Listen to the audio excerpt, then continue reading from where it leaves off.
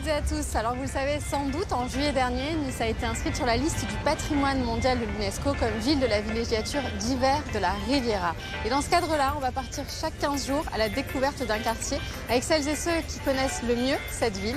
Et aujourd'hui, notre guide, c'est Christophe Prédal.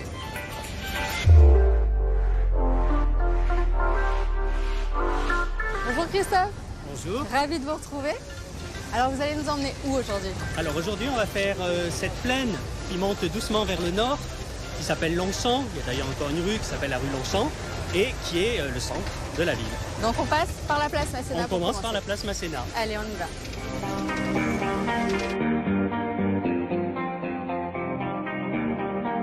Alors on va faire un petit stop là au milieu de cette place qui a été en fait en deux parties parce qu'elle était séparée par le Paillon. Le fleuve Paillon passait ici et très vite, il y a eu besoin de le couvrir pour y installer des jardins publics, un casino qui a été démoli dessus ensuite. Et l'autre caractéristique de cette place, c'est ces fameuses arcades qui étaient prévues d'ailleurs sur toute l'avenue qui part vers le nord, mais elles n'ont été faites qu'en partie.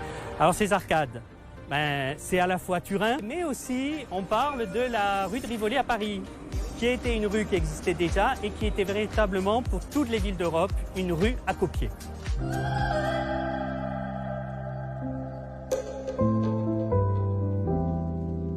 Donc là, on est dans la partie de la ville qui n'est pas régulée, c'est ça? C'était avant? La rue Longchamp, c'est une rue très ancienne qui traverse de biais maintenant donc le tracé régulé. Et les premières maisons qui se sont installées et qui sont destinées à des villégiateurs, on les trouve sur les guides justement qui référencent les villas et les immeubles que l'on peut louer. Et bien, ces immeubles, ils se mettaient face au soleil. Donc c'est pour ça qu'ils sont mis perpendiculairement à la voie avec un très grand jardin devant. Et ensuite, au cours des décennies, souvent, le bord de jardin a accueilli des bâtiments bas pour les boutiques. Bon, et là, on le voit parfaitement avec cette très jolie lumière aujourd'hui. Tout à fait.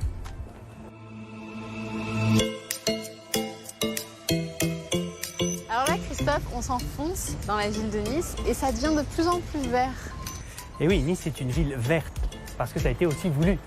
Les premiers villégiateurs, touristes qui venaient là, en fait, ils ne venaient pas pour visiter des bâtiments, ils venaient pour visiter les paysages. Et donc, en fait, très vite, la ville s'est dit, il faut qu'elle attire, il va falloir qu'elle soit verte. Et donc, très vite, il y a la réglementation, notamment ici sur le principal boulevard de la ville, qui s'appelle aujourd'hui boulevard Victor Hugo.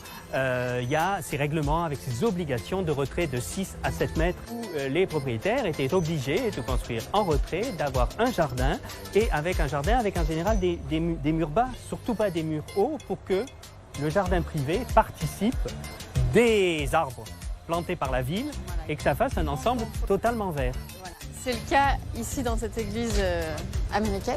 Voilà, l'église américaine, 1880, une communauté baptiste qui construit donc dans un style néo-gothique, mais aussi respecte ce retrait, de même que les petites villas que l'on voit en face, Villa Beau et Baudran de 1880, qui sont déjà aussi des villas à appartements de location. Il faut imaginer déjà un appartement en général par étage, destiné à de la location, qui respecte le retrait avec le jardin. Et on voit que derrière la cour suivante, c'est aussi un jardin.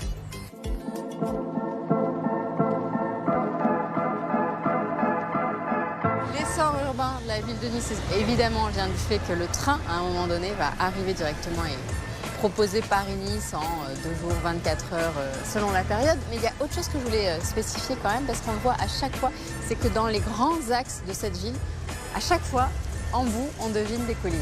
Et celle-là, c'est pas n'importe laquelle. Ah, c'est le Mont-Chauve et on la voit dans beaucoup de rues de la ville où véritablement on cadre le Mont-Chauve. L'urbanisme est fait pour cadrer le Mont-Chauve. Et là, on cadre le Mont-Chauve et la gare.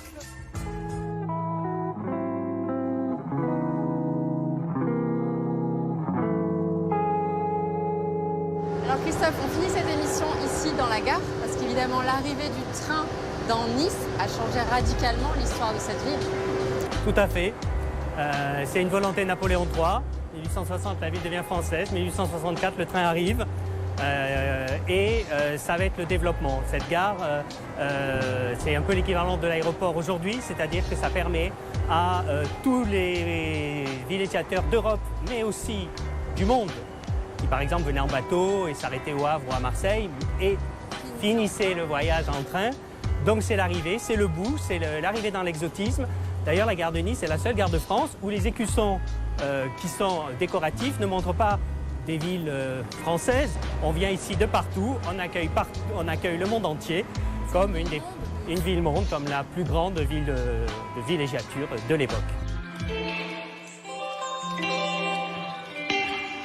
Dans le centre-ville, en 70 ans, sur des terrains, il y a pu y avoir 3 bâtiments qui se sont succédés. On démolit les bâtiments au bout de 30, 40 ans parce qu'ils ont un style obsolète, parce qu'ils sont plus techniquement au goût du jour. Et ça va très très vite, il faut être à la mode, il faut avoir la dernière technologie de l'époque doit être présente dans les immeubles. Donc on construit vite, en général on construit en 6 mois pendant l'été pour que tout soit prêt au 1er octobre pour la saison suivante. C'est le propre d'une ville du tourisme où voilà, il faut le goût du jour, donc on ne peut pas tout garder. Nice conserve encore des trésors très très importants. Chaque époque amène sa trace décorative et architecturale.